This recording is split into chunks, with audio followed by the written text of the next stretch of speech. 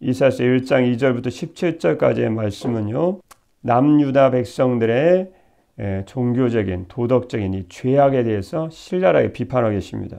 오늘 하나의 말씀의 제목은요, 남유다의 죄악상. 좀 더 길게 말씀드리면 하나님의 선택을 받은 남유다의 극심한 죄악상, 이란 제목으로 하나님의 말씀을 전해드리도록 하겠습니다. 남유다의 죄악상에 관한 첫 번째 말씀이 무엇일까요? 직접 보시면 되겠네요. 첫 번째는 내용 어렵지 않죠? 징계 중에도 하나님의 사랑이 있습니다 라는 말씀입니다. 2절 말씀 본문의 첫 절입니다. 시작입니다. 하늘이여 들으라, 땅이여 귀를 기울이라. 여호와께서 말씀하시기를 내가 자식을 양육하였거늘 그들이 나를 거역하였도다. 분명 하나님께서 죄악에 대해서 말씀하시면서 증인으로 하늘을 세우시고 땅을 부르시고 계시죠. 여러분, 땅과 하늘 어떤 의미가 있을까요? 하늘과 땅이 모든 시대 모든 장소에 걸쳐서 이스라엘 역사와 함께 하지 않았습니까? 그래서 그 백성의 그들을 하나님께서 애굽에서 구원해 내실 때도 하늘과 땅이 함께하고, 그들을 광야에서 인도해 내실 때도 하늘과 땅이 함께하고, 지금 가나안 땅에 들어와서도 하늘과 땅이 함께합니다. 무슨 얘기일까요? 하나님이 그들에 대한 부성적인 사랑, 아버지로서의 사랑을 애굽에서 건져내실 때, 광야를 통과하게 하실 때, 가나안 땅에서 애굽 땅의 백성들을 그 강대한 나라를 정복하고 살게 하실 때도 다 지켜보고 있었다는 거죠. 지금 그걸 의미하는 것입니다. 그래서 하나님의 사랑의 증인으로 그들을 부르고 있습니다. 하늘이여 들으라, 땅이여 귀를 기울이라. 여호와께서 말씀하시기를 내가 자식을 양육하였거늘 그들이 나를 거역하였도다. 그런데 소재 첫 번째 말씀에 주목할 포인트 핵심적인 말씀인데 자식이죠. 분명히 죄악 가운데 있고 죄악에 대한 징계를 받고 있는 그들인데도 불구하고 하나님 그들을 어떻게 부르고 계시죠? 2절 말씀, 중간 말씀처럼요. 내가 자식을 양육하였거늘. 자식이라고 부르고 있죠. 또 3절 말씀에도 소는 그 임자를 알고 나귀는 그 주인의 구유를 알건만은 이스라엘은 알지 못하고, 그 다음 그들을 어떻게 부르고 계시죠? 그 패역한 백성을요. 나의 백성은 깨닫지 못하는도다. 4절 말씀 중간 말씀에도요. 허물진 백성이요. 2절 말씀 중간에 자식이라고 부르고 계시고요. 3절 말씀 하반절 말씀에 나의 백성이라고 부르고 계시고, 4절 말씀 중간에 백성이다. 또 8절 말씀에도 보시면요. 8절 말씀에도 보시면 딸 시온이다. 그렇게 부르고 있죠. 아니, 분명 죄악인데 지은 죄악에 대해서 징계를 받고 있는데 그들이 내 자식이다. 또 3절 말씀에 내 백성이다. 참 이렇게 부르시기 쉽지 않으실 텐데 어떻게 그렇게 부르실까요? 또 8절 말씀에 딸이다. 딸은 고귀함을 나타내는 것인데, 시온은 성전의 고귀함 때문에 예루살렘에 붙여진 이름입니다. 딸 시온이란 말은요. 시온은 성전의 고귀함 때문에 예루살렘에 붙여진 이름인데 결국은 딸이다, 내 딸이다 이렇게 부르고 있다는 것은 결국은 그를 얼마나 사랑하셨는지를 말씀해 주시고 있는 구절이죠. 9절 말씀을 한 이사야서에서 아주 핵심적인 사항이죠. 굉장히 중요한 사항인데 남은 자, the remnant에 대한 말씀입니다. 9절 말씀 한번 같이 읽을까요? 귀중한 말씀일까요? 만군의 여호와께서 우리를 위하여 생존자를 조금 남겨두지 아니하셨더라면 우리가 소돔 같고 고모라 같았으리로다. 무슨 말씀일까요? 만군의 주님께서 우리 가운데 얼마라도 살아남게 하시지 않으셨다면 우리는 마치 소돔처럼 되고 고모라처럼 될 뻔하였다. 다 소돔과 고모라가 망해버리지 않습니까? 그러나 징계 중에도 보이시는, 징계 중에도 항상 저희와 함께 하시는 하나님의 그 부성애적인 사랑, 그 아버지의 사랑, 하나님의 그 극진한 사랑으로 말미암아 살아남았다는 거예요. 남는 자가 있다는 거죠. 오늘도 주의 백성들, 교회란 성도들 모이면 교회는 결국 남은 자가 아닙니까? 이 죄악된 세상 가운데 주님의 전적인 은혜로 인해서, 주님의 전적인 사랑으로 인해서 남은 자들이다. 그래서 결국은 남유다의 극심한 죄악상에 대한 말씀에서 첫 번째 말씀이요. 징계 중에도 항상 하나님의 사랑이 있습니다. 라는 말씀을 자식이다, 내 백성이다, 또 백성이다, 남은 자가 있지 않느냐, 내 딸이다, 이렇게 딸 시온이다 이렇게 부르심으로 하나님의 사랑을 말씀해 주셨습니다. 그에 대해서 히브리서 12장 5절 말씀에 보시면 주님이 징계에 대한, 주님의 사랑하는 백성에 대한 징계에 대한 말씀 이렇게 말씀해 주셨죠. 또 아들들에게 권하는 것 같이 너에게 권면하신 말씀도 잊었도다. 일러스되 내 아들아 주의 징계하심을 경히 여기지 말며, 우리는 주님의 선택받은 주 예수님의 은혜로 구원받은 주님의 자녀, 주님의 아들이 아닙니까? 내 아들아 주의 징계하심을 경히 여기지 말며 그에게 꾸지람을 받을 때 낙심하지 말라. 그 다음 말씀이에요. 주께서 그 사랑하시는 자를, 나오네요. 주님의 사랑. 그 사랑하시는 자를 징계하시고 그가 받아들이시는 아들마다 채찍질하심이라 하였으니 너희가 참음은 징계를 받기 위함이라. 하나님이 아들과 같이 너희를 대우하시나니 어찌 아버지가 징계하지 않는 아들이 있으리요 라고 말씀하시면서 사랑하는 자녀를 잘못했을 때 바른 곳으로 인도하기 위해서 채찍을 드시지만 그 채찍에는 주님의 사랑이 분명히 담겨 있음을 오늘 말씀에도 내 자식이다, 내 자식이다, 내 백성, 나의 백성이다, 딸 시온이다, 선택받고 택한 자, 남은 자가 있지 않느냐라는 말씀을 통해서 분명히 말씀해 주셨습니다. 묵상기도 때 잠깐 읽어드렸지만 요한일서 4장 10절 말씀 보시면 하나님의 사랑이 어디 있습니까? 사랑은 여기 있으니 우리가 하나님을 사랑한 것이 아니요 하나님이 우리를 사랑하사 우리 죄를 속하기 위하여 화목제물로 그 아들을 보내셨습니다. 라는 말씀을 통해서 우리가 아직 죄인 되었을 때 저와 여러분을 먼저 사랑하시고 화목의 제물, 하나님과 우리의 화목의 제물로, 화목하게 하는 화목의 제물로 하나님의 아들 독생자 예수님이 보내주셨음을 요한일서 4장 10절 말씀에도 분명히 말씀해 주시고 있습니다. 징계 중에도 하나님의 사랑이 함께합니다. 두 번째, 남유다의 극심한 죄악성에 관한 두 번째 말씀 무엇입니까? 오늘 말씀 그대로 보고 있습니다. 하나님은 죄악에서 돌이키기를 원하십니다. 우리 하나님은 왜 징계하실까요? 하나님의 징계 중에 왜 하나님의 사랑이 함께 하실까요? 죄악 중에서 돌이키기를 원한다는 거죠.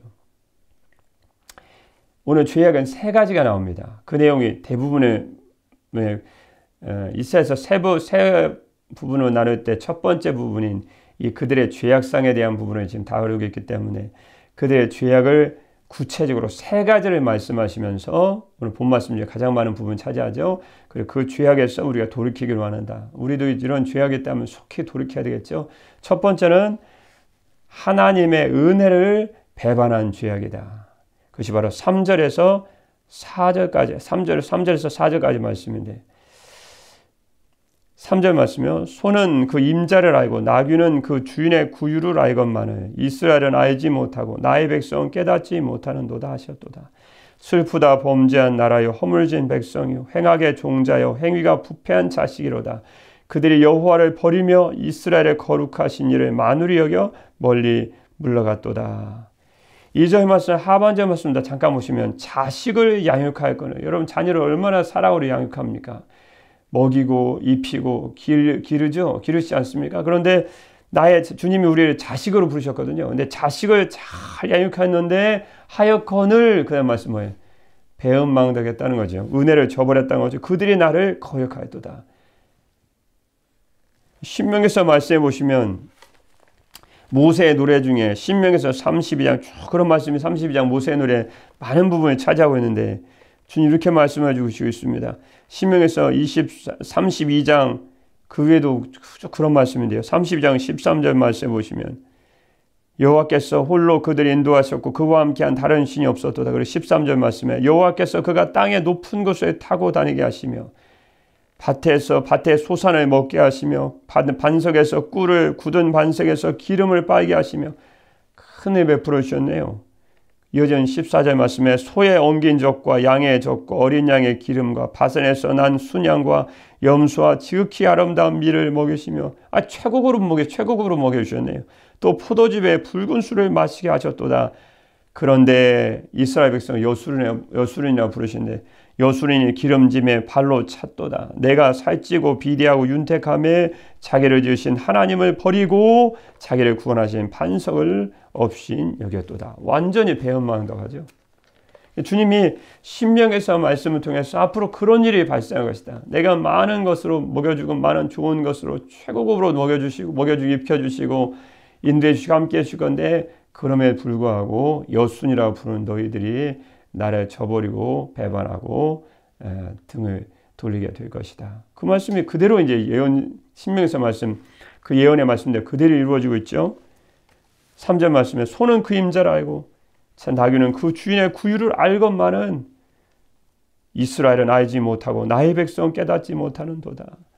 하나님께서 주님의 주인 되신 주님께서 소가 임자가 또 주인이 그의 소를 나귀를 기르고 입히고 먹이는 것처럼 기르고 먹이는 것처럼 그렇게 주인 되신 주님께서 그보다 비교할 수 없이 한 거죠. 근데 그들은 동물인데도 기르고 기르고 먹이는 것을 그 주인을 다하고 임자를 아는데 너는 그와 비교할 수 없는 사랑을 받고 은혜를 받고 있으면서도 결국 나의 백성은 하나님을 깨닫지 못하는도다. 이게 하나님이라고 중간에다 넣는 그 번역들이 있는데 상당히 일리가 있습니다. 왜냐하면 2절 4번절 말씀에도 하나님은 나를 거역하였도다. 3절 말씀에도 주님을 깨닫지 못하는도다. 이게 자연스럽죠. 결국은 주의 백성들이 하나님을 깨닫지 못하는. 그래서 4절 말씀에도 슬프다 범죄한 나를 허물진 백성이요. 이렇게 주님이 말씀해 주시겠다는 것입니다. 결국 2절에서 4절까지의 말씀은요. 하나님의 은혜를 배반한 죄다. 그 죄에서 돌이켜야 된다. 하나님이 큰 은혜 베풀어 주셨는데 돌이키면 되겠습니까? 하나님을 등져버리면 완전히 신앙적으로 신앙적으로도 배은망덕한 자죠. 그 후로 이제 5절 말씀부터 쭉 보시면 이제 하나님의 말씀에 불순종한 죄다. 그래서 징계를 받고 있는 거죠. 5절 말씀에요. 너희가 어찌하여 매를 더 맞으려고 패역을 거듭하느냐. 온 머리는 병들었고 온 마음은 피곤하였도다. 병들지 않은 곳이 없네요. 6절 말씀에 발바닥에서 머리까지 성한 곳이 없이 상한 것과 터진 것과 매 새로 맞은 흔적뿐이거늘 그것을 짜며 싸매며 기름으로 부드럽게 함을 받지 못하였도다. 그 죄악의 불순 하나님에 대한 그 주님의 말씀에 대한 불순종의 죄악을 통해서 끊임없이 징계를 받고 있는 모습입니다. 7절 말씀에 너희의 땅은 황폐하였고 너희의 성읍들은 성읍 토지죠. 너희 땅은 황폐하였고 너희의 성읍들은 불에 탔고 너희의 토지는 너희 목전에서 이방인에게 삼켜졌으며 이방인에게 파괴됨 같이 황폐하였도다. 왜 이런 징계를 받을까요? 하나님의 말씀에 대한 불순종이다. 순종의 삶으로 돌이켜라는 말씀이죠.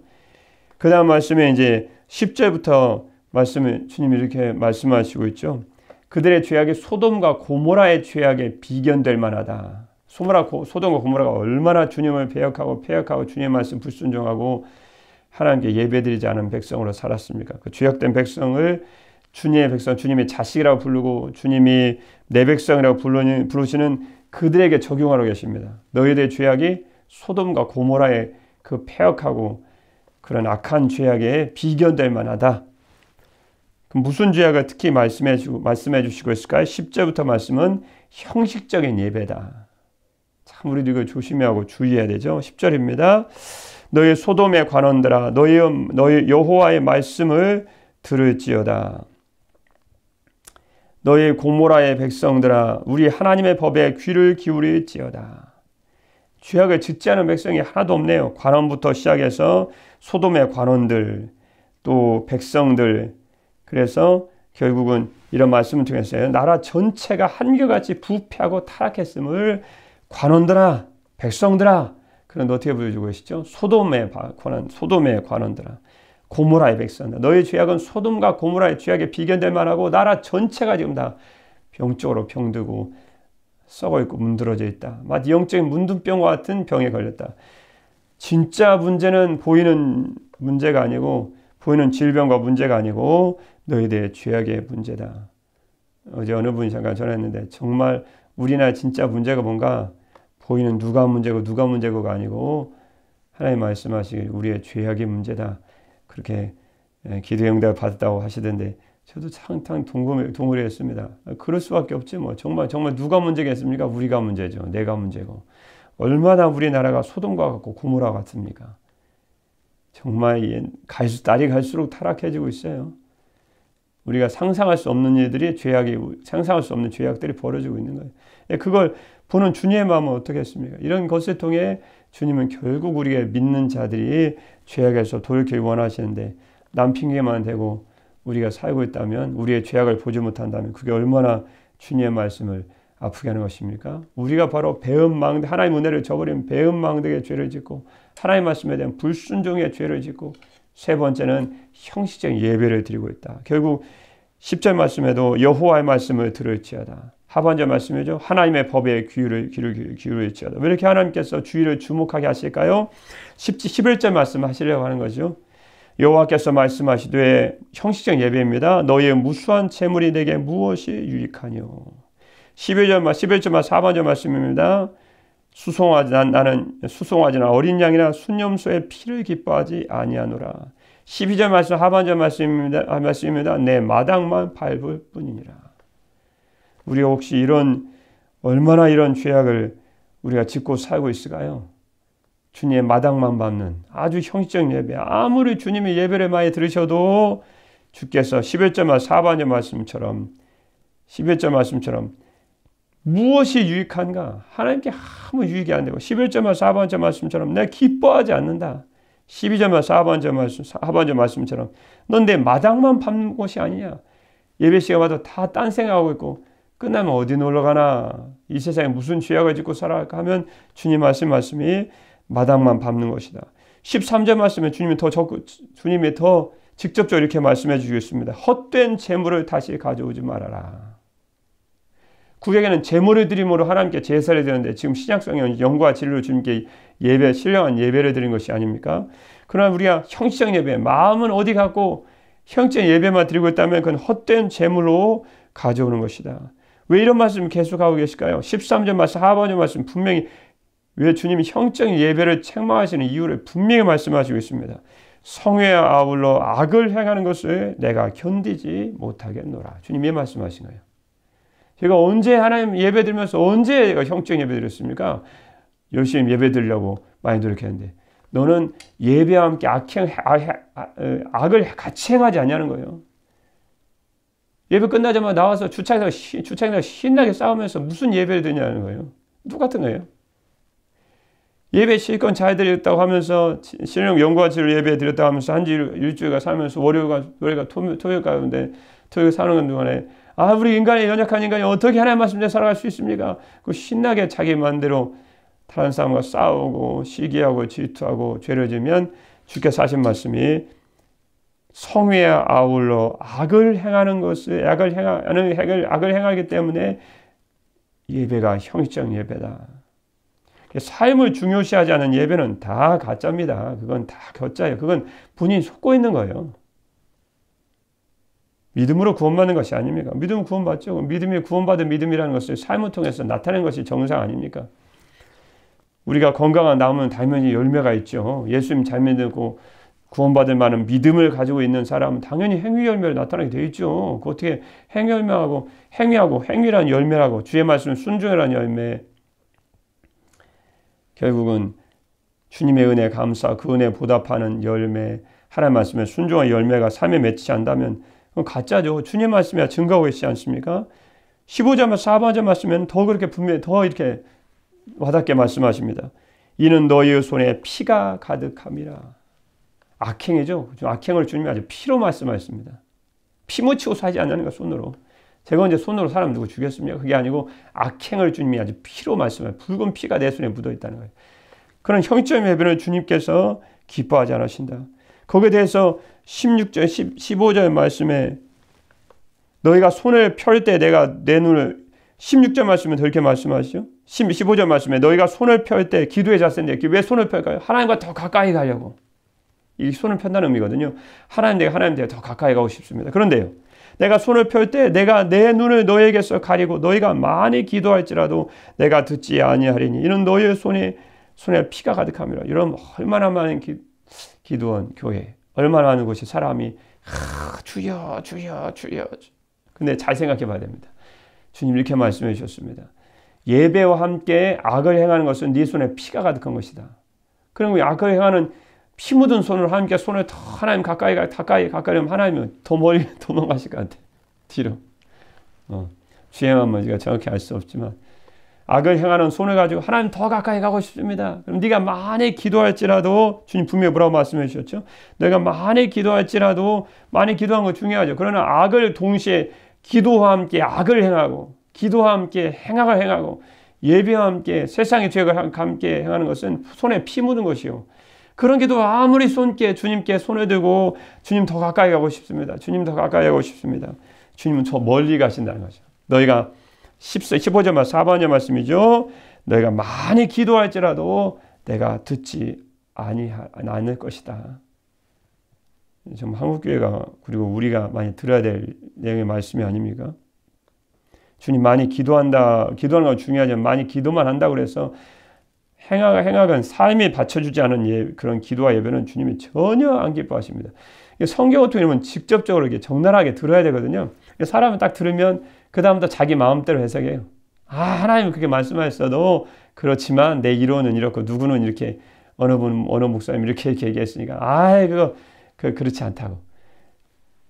다 속고 있는 거죠. 하나님 말씀을 들어야 할 것인데 세상 말대로 사람의 말로 너무 내 신앙을 간다면 여러분 주님의 심판의 보좌 앞에 책망받을 건 잘못된 길 간 우리밖에 없다는 거죠. 그래서 주님 속히 이 악을 행하는 죄악에서 돌이켜라.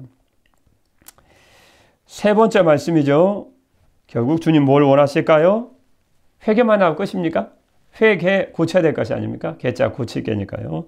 17절 말씀이죠. 오늘 소절 세 번째 말씀입니다. 하나님은 선을 행하기를 원하십니다. 결국은 악을 버리고 죄악에서 돌이키고 하나님의 은혜를 배반하고 하나님의 말씀에 불순종하며 형식적인 예배를 드리는 죄악에서 돌이키기를 하나님 원하시고 이제는 돌이켜서 이제 어디에 선을 행하기를 원하신다. 우리가 이제 초등학생입니까? 영적인 초등학생이라고 부르십니다. 66절 말씀입니다. 마지막 17절 말씀입니다. 시작입니다. 선을 배우며 정의를 구하며 학대받는 자를 도와주며 고아를 위하여 신원하며 과부를 위하여 변호하라 하셨느니라. 선을 배워야 된다. 선행이 무엇인지 배워야 된다. 악을 그치고 죄악에서 돌이키는 것만으로는 충분하지 않다는 거예요. 그럼 무엇을 말씀하십니까? 우리가 영적인 수업을 배워야 된다는 거죠. 힘써야 될 과목이 있다. 초등학문을 배우는 학생들처럼 이제라도 선행을 배워야 된다. 거기에 대한 구체적인 얘기를 세 가지 말씀해 주시죠. 도와줘야 된다. 17절 말씀 보고 계십니다. 신원해야 된다. 세 번째 말씀이죠. 변호해야 된다. 무슨 말씀일까요? 학대받는 자를 도와주며 억압받는 사람을 도와주어라. 고아를 위하여 신원하며 고아에 얼마나 억울한 일이 많습니까? 고아를 보호하고 고아의 송사를 변호하고 이처럼 고아의 억울한 일을 풀어주는 고아를 위하여 신원하며 현대에 보면 고아를 보호하고 그렇게 번역했습니다. 과부를 위하여 변호하라. 과부의 송사를 변론하여 주어라. 도와주어라. 신원하여 주어라. 변호해라. 어려운 사람 돕는 거네요. 결국은 억울한 일을 당한 사람들 건져주고 변호해주고 도와주고 요즘 많은 사법부의 문제가 드러나긴 하지만 그들만의 문제겠습니까? 다 우리의 문제죠. 결국은 우리가 선행을 배워야 된다. 누구의 문제가 아니고 바로 주님 있는 우리의 문제다. 로마서 12장 1절 말씀에도 주님의 신약성경 말씀 이렇게 말씀해 주셨죠. 그러므로 형제들아 내가 하나님의 모든 자비하심으로 너희를 권하노니 너희 몸을 하나님이 기뻐하시는 거룩한 산 제물로 드리라. 이는 너희가 드릴 영적 예배니라. 어떻게 하면 됩니까? 너희는 이 세대를 본받지 말고 제발 믿는 자 이 세대 좀 안 본받으면 누겠어요. 이 세대 좀 누가 하니까 다 드라마 보면 다 따라가요. 다 자기도 모르게 다 따라가고 TV 뉴스에도 뭔 말하면 다 그거 따라가요. 세대를 본받는 거예요. 우리는 세대를 거스르는 것이지 세대를 본받는 사람이 아니거든요. 시대의 풍조를 본받으면 안 됩니까? 누가 저렇게 하니까 나도 그렇게 한다. 그건 완전히 믿는 자하고 지금 반대로 나가자고 하는 것인데 하나님은 너희는 이 세대를 본받지 말아야 된다. 다른 사람 믿지 않는 사람 그렇게 살아갈지라도 너희는 이 세대를 본받지 말고 그러면요 오직 마음을 새롭게 함으로 변화를 받아 아멘이지 뭐. 아멘이지 뭐. 하나님의 선하시고 기뻐하시고 온전하신 뜻이 무엇인지 분별하도록 가라. 주님 그렇게 말씀해 주셨습니다. 두 여인이 카페에서 서로 마주보고 앉아 있었습니다. 잠깐 대화를 나누는가 싶더니 이내 핸드폰을 만지작거리더니 쉴 새 없이 연락 오는 핸드폰 메신저로 답장을 하고 SNS죠. 누가 왔는지 또 자기가 또 커피를 딱 찍어서 또 막 공유를 하죠. 지금 어떤 기분이지. 상대방 앞에 앉았는데도 계속 핸드폰만 갖고 있는 거예요. 계속. 이게 이런 모습 보면서 내 모습이 아닐까.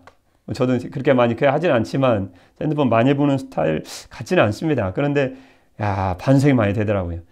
앞에 앉았는데 쉴 수 없이 꺼내서 SNS 계정에다 계속 올리는 거예요. 그리고 제가 지금 누구를 만나면 어떤 기분이라고. 앞에 있는 사람은 관심이 없어요. 그냥 계속 하고 있는 거예요. 잠시 뒤에 올린 글들에 제가 다른 데서 있는 글을 가지고 인용하고 있습니다. 제가 쓴 게 아니고 인용하고 있습니다. 잠시 뒤에 올린 글들에 대한 답변이 왔다고 또 알림이 울립니다. 띠리링 울리면 또 그렇게 마주 앉은 남녀는 서로의 핸드폰에 누구라고 얘기할 것도 없이 서로의 핸드폰에 더욱 열중합니다.